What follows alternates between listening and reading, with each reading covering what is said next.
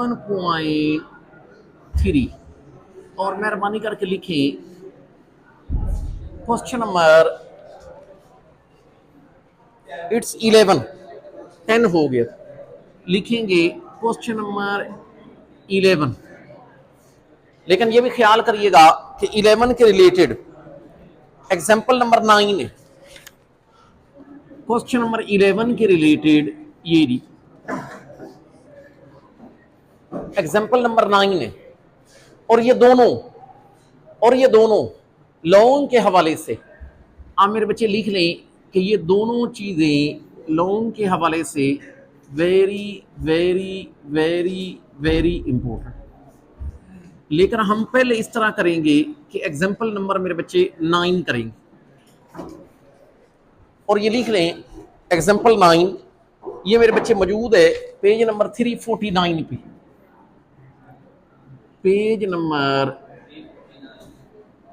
349 लिखें proof date. आप ये बात साबित करो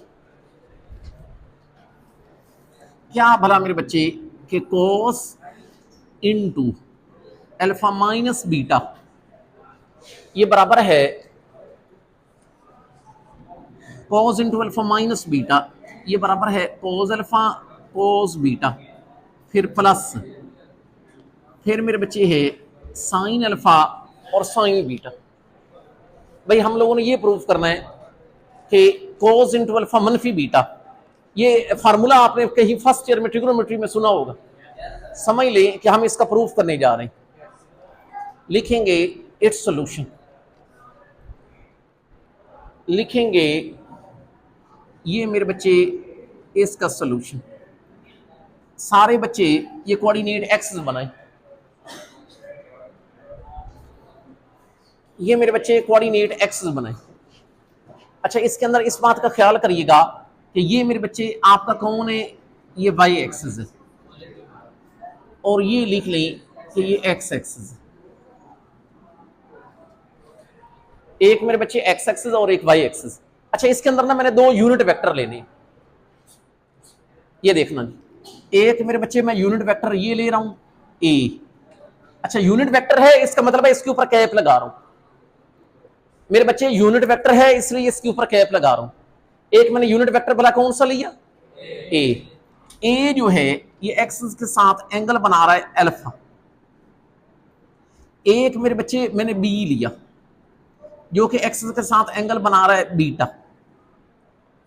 याद रखना ए यूनिट वेक्टर एक्सिस के साथ एंगल अल्फा बना रहा है, बी यूनिट वेक्टर एक्सिस के साथ एंगल बीटा बना रहा है।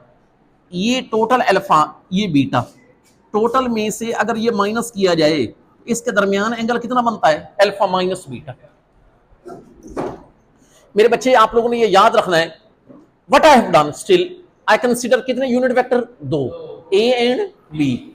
ए unit vector making an angle alpha with x axis, B unit vector with beta with x axis, और ए और बी के दरमियान कितना है, अल्फा माइनस बीटा। यही बात आप थोड़ी इन वर्ड्स लिख दे, लिखिए कंसीडर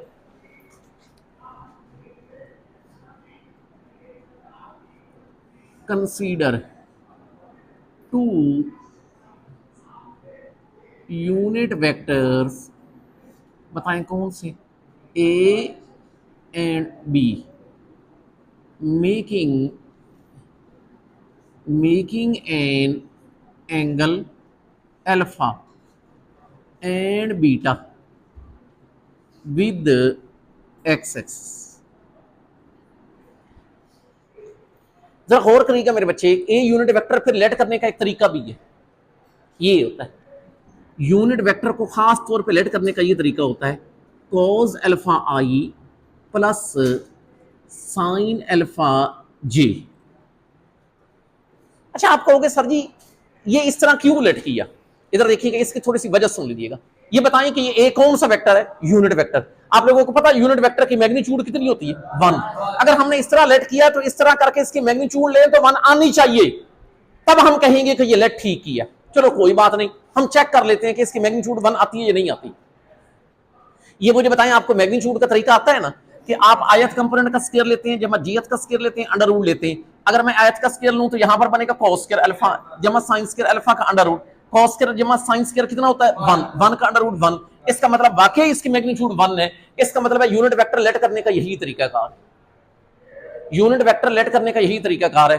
अब मेरे बच्चे यूं करें कि आप लोग एक यूनिट वेक्टर बी लेट करें, लिखें बी यूं करोगे cos बीटा आई प्लस साइन बीटा ये, क्योंकि मेरे बच्चे बी यूनिट वेक्टर का एंगल बीटा बन रहा है तो बी यूनिट वेक्टर यूं लेट करेंगे cos बीटा आई जमा साइन बीटा जी। फिर मैं बात को रिवाइज करता हूं। I consider two unit vector A and B. A unit vector making an angle alpha with x axis, B unit vector beta with x axis. हाँ ये ख्याल करिएगा A और B के दरमियान एंगल अल्फा माइनस बीटा बन रहा है। बाकी मेरे बच्चे यूनिट वेक्टर को लेट कैसे करते हैं? A unit vector cos alpha i जमा sin अल्फा j। इस तरह क्यों लेट करते हैं? क्योंकि इस तरह लेट करें तो इसकी मैग्नीट्यूड 1 आती है। इसका मतलब है B यूनिट वेक्टर कैसे आ जाएगा cos बीटा i जमा sin बीटा j। एक मेरा मशवरा माने, आप ऐसे करें, इन दोनों का डॉट प्रोडक्ट लें A डॉट बी। अब आप बड़े अच्छे तरीके से जानते हैं कि डॉट प्रोडक्ट कैसे लेते होते हैं। आयत को आयत से जमा जीयत को जीयत से मल्टीप्लाई किया जाता है डॉट प्रोडक्ट के अंदर, फिर आई जे नहीं लिखते। अब ये देखें cos alpha with cos beta, दरमियान में प्लस, फिर जीयत को जीयत से, इसका मतलब है sine alpha with sign beta. और ऐसे करें, इस चीज को ना इक्वेशन नंबर 1 का नाम दे दें कि हमने डॉट प्रोडक्ट ले ली। याद रखना मैं इस ए और बी का फिर डॉट प्रोडक्ट ले रहा हूं, लेकिन अब लूंगा बाय डेफिनेशन। पहले मैंने लिया इन टर्म्स ऑफ कंपोनेंट, अब बाय डेफिनेशन। डेफिनेशन कैसे? जो लोग पहले दिन के डॉट प्रोडक्ट के टॉपिक में थे, मैंने आपको बताया हुआ ए डॉट बी की डेफिनेशन, ए का मैग्नीट्यूड बी का magnitude cos of the angle between them, उस डेफिनेशन के तहत मैं डॉट प्रोडक्ट लूंगा। लिखिए again by definition, again by definition. हमें डेफिनेशन क्या कहती है कि ए डॉट बी अगर लेना हो तो कैसे लेते हैं? पहले ए का मैग्नीट्यूड, फिर बी का magnitude, cos of the angle between them. आप मेरे बच्चे यहां से देख भी सकते हैं कि ए और बी के दरमियान एंगल कितना बन रहा है, अल्फा मनफी बीटा। इसका मतलब है जब आपने डॉट प्रोडक्ट के अंदर लेना होता है तो वो ए और बी के दरमियान वाला एंगल लेना होता है, और वो ऑब्वियस सी बात है कितना है, अल्फा माइनस बीटा। याद रखना ए यूनिट वेक्टर है, कैप का मतलब है यूनिट वेक्टर, इसकी मैग्नीट्यूड कितनी होगी 1। बी यूनिट वेक्टर है, इसकी मैग्नीट्यूड 1। आप कोस इनटू अल्फा मनफी बीटा इसको कुछ ना कहें। अच्छा फिर मेरे बच्चे आप ऐसे कहें कि ये जो चीज है कोस इनटू अल्फा मनफी बीटा आ जाएगा, लेकिन ख्याल करिएगा ये क्या चीज है, ये ए डॉट बी। आप ऐसे करो, इसको नाम दे दो इक्वेशन नंबर 2। क्या आप अगर आप गौर करें, इक्वेशन 1 और 2 दोनों की लेफ्ट साइड सेम है। अगर दोनों की लेफ्ट साइड सेम है तो राइट साइड भी क्या होगी, सेम। अगर मैं राइट को इक्वल रखूं तो मेरा प्रूफ हो गया, जो मैंने प्रूफ करना था वो हो गया। अब लिखें फ्रॉम 1 and 2 फ्रॉम 1 and 2 हमें ये बात पता चली। ये देखें लेफ्ट साइड सेम तो राइट साइड भी सेम, इसका मतलब है कोस इनटू अल्फा माइनस बीटा, ये किसके बराबर आ गया, cos alpha cos beta plus sine alpha sign beta. याद रखना एग्जांपल नंबर 9 हो गई। अगर पेपर में क्वेश्चन नंबर 11 आ जाए, एक स्टेप आपने करना है, क्वेश्चन नंबर 11 भी आपका हो गया। वैसे मैं आपकी इंफॉर्मेशन के लिए आपको बताऊं, क्वेश्चन नंबर 11 बताऊं क्या है, कोस इनटू अल्फा प्लस बीटा का फार्मूला है। अब अगर पेपर में क्वेश्चन नंबर 11 आ जाए प्लस वाला, आपने चुप करके यही कर देना यहां तक करके, लेकिन वो तो प्लस वाला आया होगा, आपने आखिर पे इसके अंदर रिप्लेस करना है एक चीज, बीटा की जगह माइनस बीटा लिखें 4। लेकिन ये काम किसके लिए करना है, अगर पेपर में क्वेश्चन नंबर कौन सा है 11। अब लिखें 4, इसका मतलब है कि प्रिपेयर आपने एक ही करना है। लिखें 4 क्वेश्चन नंबर 11। हम क्वेश्चन नंबर 11 के लिए क्या करेंगे, यही दोबारा कर देंगे, लेकिन आखिर पे एक बात लिखेंगे कि replace beta by minus beta. हम मेरे बच्चे बीटा की जगह मनफी बीटा रिप्लेस कर देंगे। ये बताएं इसके अंदर अगर मैं रिप्लेस करूं तो क्या बनेगा, कोस अल्फा मनफी बीटा की जगह मनफी बीटा। अच्छा दूसरी तरफ भी करेंगे, कोस अल्फा कॉस बीटा की जगह मनफी बीटा, अच्छा प्लस फिर मेरे बच्चे साइन अल्फा और ये साइन इंटू बीटा की जगह मनफी बीटा। क्या मेरे बच्चे आप लोगों को पता है कि ये minus and minus will become plus, तो ये बन जाएगा कोस इंटू अल्फा प्लस बीटा। याद रखना मेरे बच्चे, इधर हमारे पास है कोस अल्फा। भाई जिनको फर्स्ट ईयर का ट्रिग्नोमेट्री का नॉलेज कमजोर है वो थोड़ी मेरी बात सुन लें, कॉस का मनफी बार नहीं निकलता। इसका मतलब अगर यहां पर कॉस इंटू माइनस बीटा है तो ये प्लस कॉस बीटा हो जाएगा। बेशक आप लिख लें कि ये प्लस कॉस बीटा हो जाएगा। अच्छा कॉस का और सीकेंड का नहीं निकलता, बाकी सबका निकल आता है। इसका मतलब है यहां पर साइन के अंदर रिप्लेस किया मनफी बीटा, ये मनफी बाहर निकलेगा। गौर से बात सुन रहे हैं, कॉस और सीकेंड का नहीं निकलता, बाकी सबका निकल आता है। इसका मतलब ये साइन इंटू मनफी बीटा, ये मनफी बाहर निकलेगा और ये निकलेगा तो ये फिर दरमियान में आ जाएगा। और यहां पर मनफी साइन अल्फा और साइन बीटा, इसका मतलब है मैंने cos into alpha plus beta का प्रूफ कर दिया। And this is question number 11। इसका मतलब है अगर पेपर में क्वेश्चन नंबर 11 आ जाए, आपने वही एग्जांपल 9 कर देनी है, आखिर पे रिप्लेस कर देना है बीटा की जगह माइनस बीटा, बीटा की जगह माइनस बीटा, सब कुछ बाकी से। Now we are moving towards question number 12। लेकिन नोट करेंगे 12 के रिलेटेड एक एग्जांपल भी है, लिखना जरा। क्वेश्चन नंबर 12 इसके मेरे बच्चे रिलेटेड है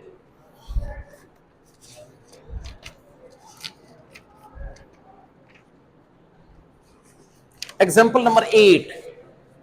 इसके रिलेटेड मेरे बच्चे है एग्जाम्पल नंबर 8, ख्याल करिएगा। लेकिन एग्जाम्पल 8 हम पहले शुरू करेंगे एग्जाम्पल 8 का सेकंड पार्ट, क्योंकि मैंने जब क्वेश्चन नंबर 12 करवाना है उसका पहला और दूसरा पार्ट एग्जाम्पल 8 के सेकंड पार्ट से रिलेटेड, इसलिए परेशान फिर नहीं होना। शुरू करें, लिखेंगे प्रूव डेट, आप ये बात साबित करो स्मॉल ए इक्वल बी, यहां पर है कोस बड़ा सी प्लस इस सी और इसके अंदर है कोस बड़ा बी, लिखेंगे इस सॉल्यूशन। याद रखना मेरे बच्चे, मैंने आप लोगों को ये बात की बताई हुई है कि ये जो होता है ना कौन भला, आपके पास अगर ए बी सी रिप्रेजेंट करते हो साइड्स ऑफ अ ट्रायंगल को, तो ए जमा बी जमा सी किसके बराबर होता है? 0। आप लिखें सिंस, इधर पहले ऊपर रीजन दे दें, since A B C represents the sides of triangle. ये वैसे भी ऑब्जेक्टिव के लिए याद रखना कि अगर A B C sides of triangle को रिप्रेजेंट करते हो तो उन तीनों का सम 0 के बराबर होता है। आप एक काम करें, यहां से ना मेरे बच्चे वैल्यू निकालें जरा मेहरबानी करके, ए की निकालेंगे। जवाब में ए चाहिए ना, तो ए की निकालें। ए की वैल्यू निकालने के लिए बी को भी परे भेज दें, सी को भी परे भेज दें। अब आप ऐसे करें, दोनों तरफ डॉट प्रोडक्ट लें विद ए, लिखेंगे टेकिंग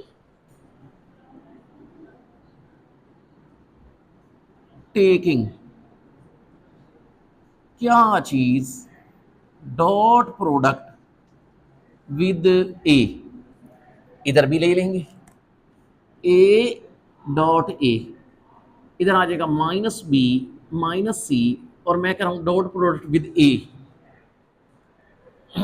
फिर आप ऐसे करो कि ई का दोनों के साथ अलग अलग डॉट प्रोडक्ट लो, minus B dot A minus C dot A, और इधर क्या है ए डॉट ए। यहां तक लिख के तवज्जो करिएगा। अच्छा अब सुनिएगा, ऐसे है कुछ बातें जो मुझे जरूरत पड़ रही है। वैसे मैंने कुछ बातें बताई हुई भी हैं, लेकिन फिर भी मुझे एक जरूरत पड़ रही है ए डॉट ई की, हालांकि मैंने बताया हुआ है। लेकिन फिर भी साइड करके नोट लिख लें, क्योंकि मुझे पता है कि घर जाके आपने पढ़ना नहीं होता। लिखेंगे ए डॉट ए, याद रखना पहले ए का मैग्नीट्यूड, फिर ए का magnitude cos of the angle between them. एक वेक्टर का अपने साथ एंगल 0 होता है, इसका मतलब है मेरे बच्चे अगर ए डॉट हो, ए का magnitude cos of the angle between them 0, ए का मैग्नीट्यूड कोस 0 इज 1, तो ये आ जाता है ए की मैग्नीट्यूड का स्क्वायर। याद रखना, कभी मैं अभी आगे हर सवाल के अंदर जरूरत पड़ेगी, दो सिमिलर वेक्टर हो उनका डॉट प्रोडक्ट ए की मैग्नीट्यूड का स्क्वायर।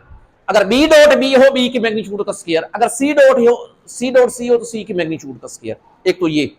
अब एक और बात समझानी, ये लें बेशक इधर साथ लिख दें कि ये ए की मैग्नीट्यूड का स्क्वायर आ गई।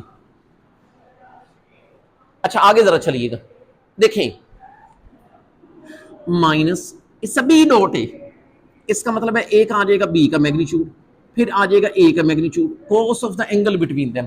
ये वाली बात समझने वाली है, 6 पार्ट हैं, लेकिन ये वाली बात सिर्फ समझाऊंगा यहां पर, आगे किसी पार्ट के अंदर ये बात नहीं समझाऊंगा, इसलिए गौर से ये देखें। आपको पता ये बात क्वेश्चन के अंदर गिवन है कि यहां पर ये जो ए बी सी हैं ये रिप्रेजेंट करते हैं साइड्स ऑफ अ ट्रायंगल। ये बात क्वेश्चन के अंदर क्या है, गिवन है। अच्छा अब देखें कि मैं इस तरह करता हूं कि कोई नाम दे लेता हूं इसको ए का, इसको बी का, इसको नाम दे लेता हूं सी का।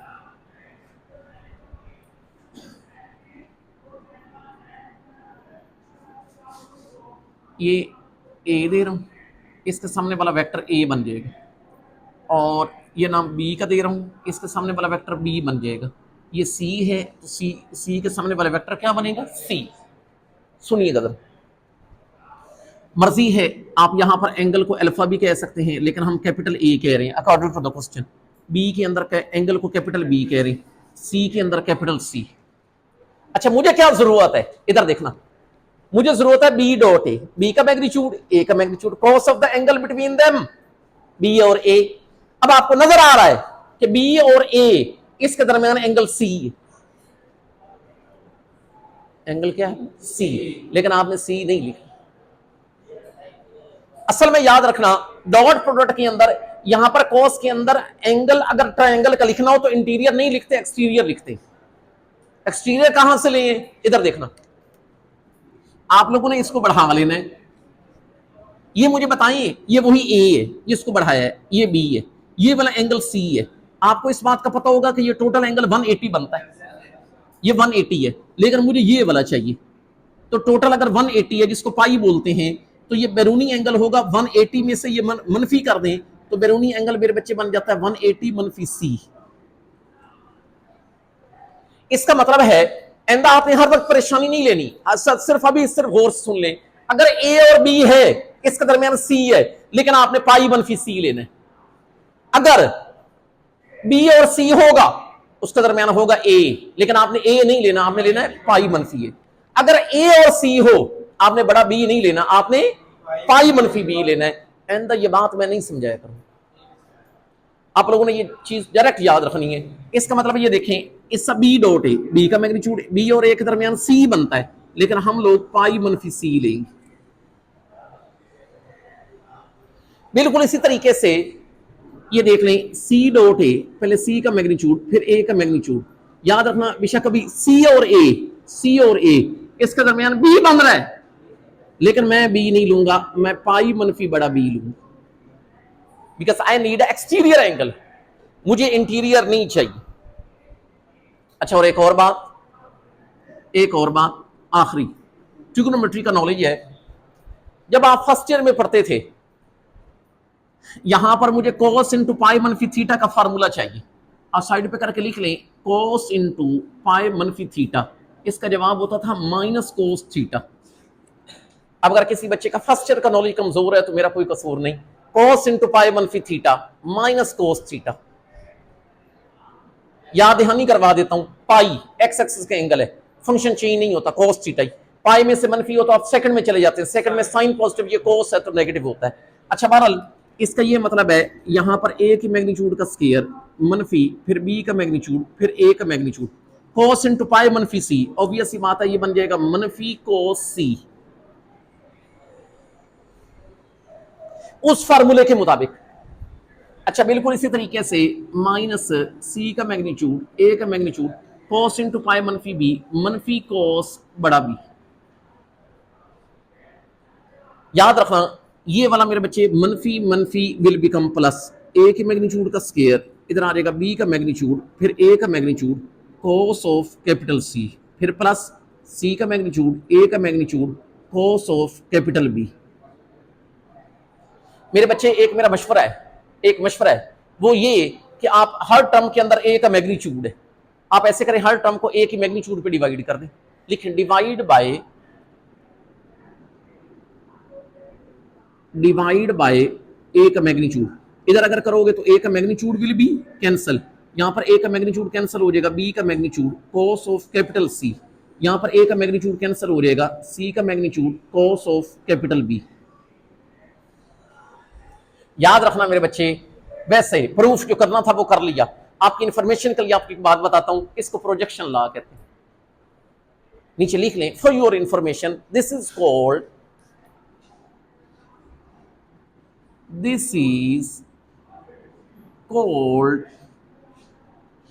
Projection law. ये मेरे बच्चे प्रोजेक्शन लॉ है। Okay let's come towards question number 12 and it's first part. A की मैग्नीट्यूड पे इधर भी ए का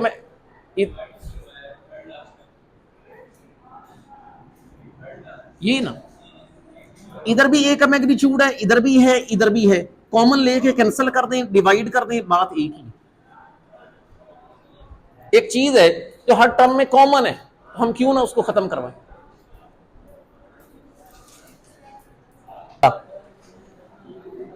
अब लिखेंगे इस question number 12 and it's first part. लिखें जी ये यूं है B equal C cos capital A plus, भाई सिर्फ इतना फर्क था कि एग्जांपल के अंदर वैल्यू ए की थी, अब किसकी है बी की। Procedure will be the same, B C cos A plus A cos capital C. Okay let's start its solution. आप पहले ऊपर रीजन लिखें जी, सिंस ए बी सी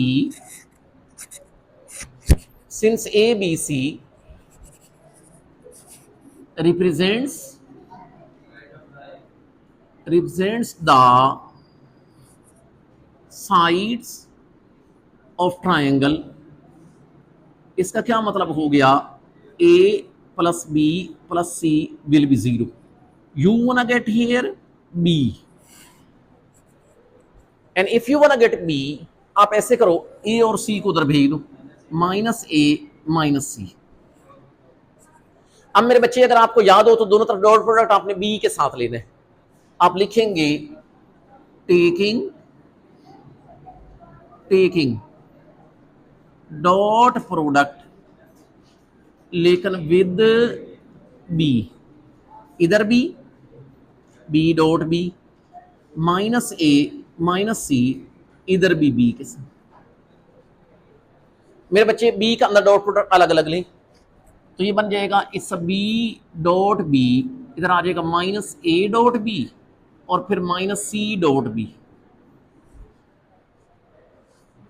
गौर करना मेरे बच्चे, ये जो बी डॉट बी है ये बन जाता है बी की मैग्नीट्यूड का square. Already I told you if there are similar vectors तो फिर उनकी मैग्नीट्यूड का स्क्वायर। अच्छा देखना मनफी ए डॉट बी है, ए का मैग्नीट्यूड बी का मैग्नीट्यूड, ख्याल करिएगा ए और बी के दरमियान एंगल कैपिटल सी होगा, लेकिन हमने कैपिटल सी नहीं लेना, हमने लेना है पाई मनफी कैपिटल सी। मनफी फिर सी डॉट बी, इस सी का मैग्नीट्यूड इस बी का मैग्नीट्यूड।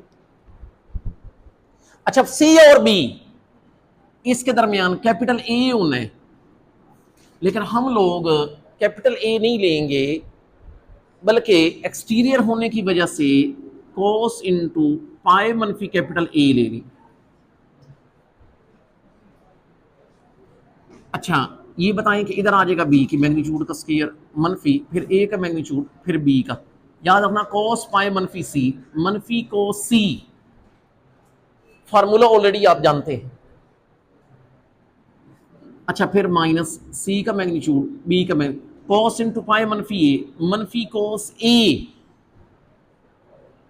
जानते हैं ना फार्मूला, कॉस इंटू पाई मनफी कॉस थीटा के फार्मूले के तहत। अच्छा इधर आ जाएगा बी की मैग्नीट्यूड का स्केयर, ये मनफी और मनफी विल बी प्लस, ए का मैग्नीट्यूड फिर बी का magnitude cos of capital C, फिर प्लस सी का मैग्नीट्यूड बी का magnitude cos of capital A. Hope so आपको बात समझ आ गई होगी। इसको हम कहते होते हैं प्रोजेक्शन लॉ। असल में पार्ट नंबर सेकंड करना इसलिए जरूरी है क्योंकि वो आखिरी प्रोजेक्शन लॉ है। जल्दी जल्दी कर लें, लिखें पार्ट नंबर सेकंड, जिसके अंदर शायद हमने वैल्यू लेनी है सी की और ये प्रूफ करना है सी बराबर है, सॉरी आप ऐसे करो कि इस सब को डिवाइड कर दो भला किस पे, बी के मैग्नीट्यूड पे। इधर बी का मैग्नीट्यूड विल बी कैंसल, ए का मैग्नीट्यूड कॉस कैपिटल सी, इधर बी का मैग्नीट्यूड कैंसल, सी का मैग्नीट्यूड कॉस कैपिटल ए। नहीं समझे? Now we are moving towards a second part. C बराबर है A cos capital B plus B cos capital A. Again let's start, क्योंकि ये बात क्वेश्चन में गिवन है कि ए बी सी रिप्रेजेंट करते हैं साइड्स ऑफ ट्रायंगल को। आप ऊपर लिखें सिंस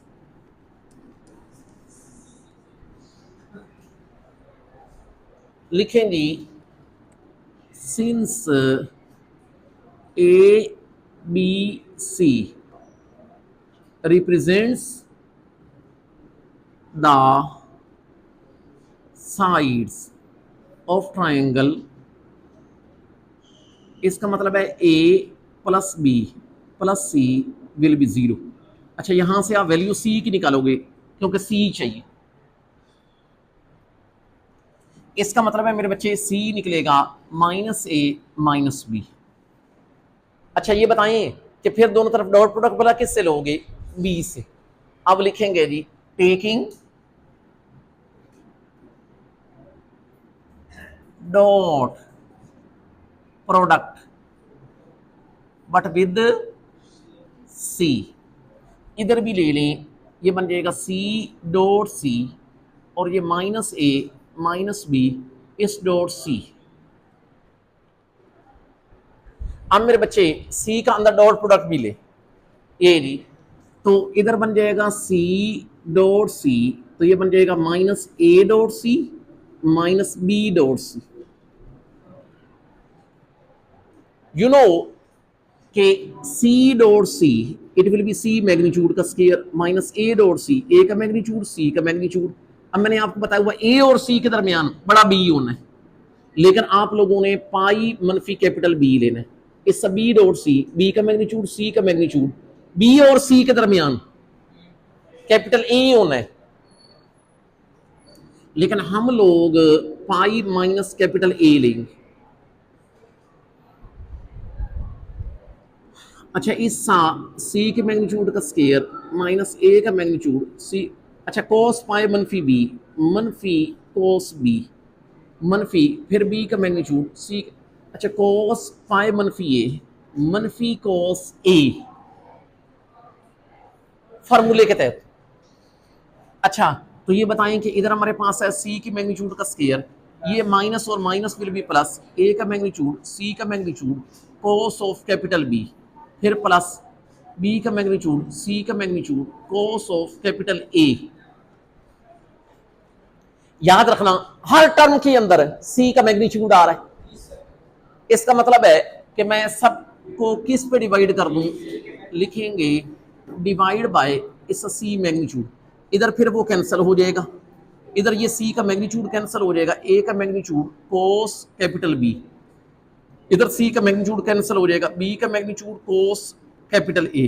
बार बार कह रहा हूं, ये नीचे लिख लें अपनी इंफॉर्मेशन के लिए कि इसको हम कहते होते हैं projection law. This is what we have done, we proof a projection law. कौन सा लॉ? Projection law.